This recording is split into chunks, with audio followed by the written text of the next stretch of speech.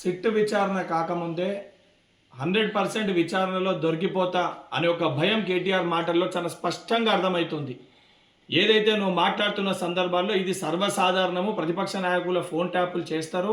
ఏదైతే రాజకీయంలో ఉన్నప్పుడు, అధికారంలో ఉన్నప్పుడు ఇదేదో రెగ్యులర్ ప్రొసీజర్గా చెప్పే ప్రయత్నం చేస్తున్నావు. అండ్ రేపు పొద్దున కూడా దొరికినా కూడా నేను ముందే చెప్పినా కదా అనే విధంగా నీ యొక్క ప్రసంగం ఉన్నట్టు చాలా స్పష్టంగా అర్థమవుతుంది.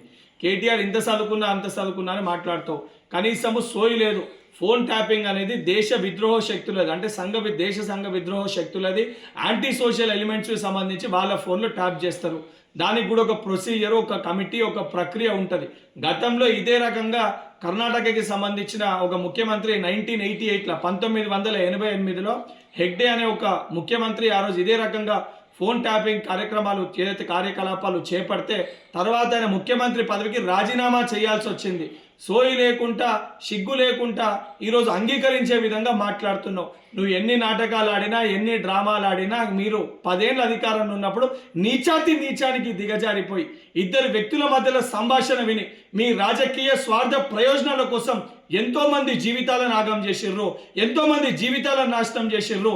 ఎట్టి పరిస్థితుల తప్పనిసరిగా మీ యొక్క గుడ్డలు ఊడతాయి. తెలంగాణ సమాజం ముందు నిజాలన్నీ కూడా బట్టబయలైతాయి. మీకు జైలు శిక్ష తప్పదని చెప్పి కల్వకుంట్ల కుటుంబాన్ని హెచ్చరిస్తున్నా.